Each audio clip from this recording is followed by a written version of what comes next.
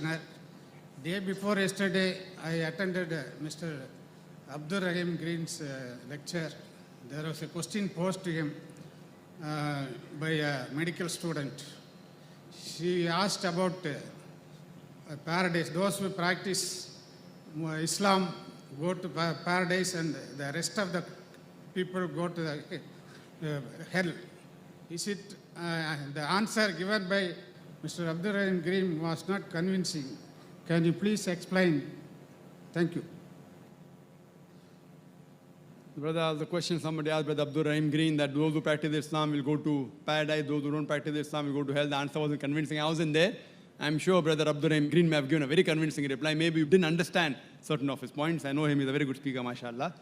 But regarding the reply that will Muslims go to Jannah and non-Muslims go to hell, brother, the requirement to go to Jannah is given in Surah Al-Asr, chapter number 103, verse number 1 to 3. It says, "Wal as inna al-insana fi khusr illa allazina amanu wa amilu salihati wa tawasaw bil haqq wa tawasaw bis sabr." By the token of time, man is very in a state of loss, except those who have faith, those who have righteous deed, those who exhort people to truth, that is to dawah, and those who exhort people to patience and perseverance. The requirement for any human being to go to Jannah is 4 things. Iman, faith, what I discussed, pillars of Iman, righteous deed, exhorting people to truth, and exhorting people to patience and perseverance. If any one of these 4 is missing, under normal circumstances, you shall not go to Jannah. Only by calling yourself Abdullah, Muhammad, Sultan, Zakir will not take you to Jannah. Just by saying, I am a Muslim, you will not go to Jannah. I said in my talk, Allah says in Surah Ankabut, chapter 29, verse number 2, just by saying you believe, just by saying I am a Mu'min, I am a Muslim, do you think you will go to Jannah? Allah will surely test you.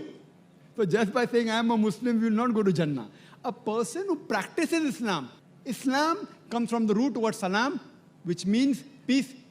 It also means submitting a will to God. A person who submits his will to God is called a Muslim. So a person who follows the religion or submitting his will to Almighty God is a Muslim. So anyone who submits his will to Almighty God, whatever his name may be, he will go to Jannah. So criteria to go to Jannah is having Iman. In all the pillars I mentioned, Almighty God is there. You have messengers, about the hereafter, about his books, etc. Doing righteous deed and submitting a will to Almighty God. If you submit your will to Almighty God, in Arabic it is called as religion of Islam. But it doesn't mean that if you live in Pakistan or live in Saudi Arabia, you go to Jannah. No. All the people in Saudi Arabia, all in Pakistan, Allah alone knows whether they go to Jannah or not. The person who go to paradise, brother, is one who obeys the commandment of Almighty God.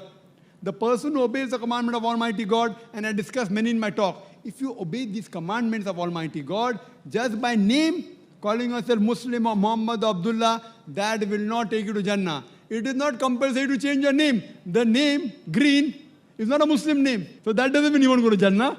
We prayed to him that may the brother, inshallah, no, he has reverted. He was a Christian. So the name will not take you to Jannah, your deeds will take you. Believing, your deeds, exhorting people to truth, and exhorting people to patience and perseverance. If your deeds are right, if your Iman is right, and you exhort people to truth and patience and perseverance, inshallah, any human being, he shall go to Jannah. Hope that answers the question.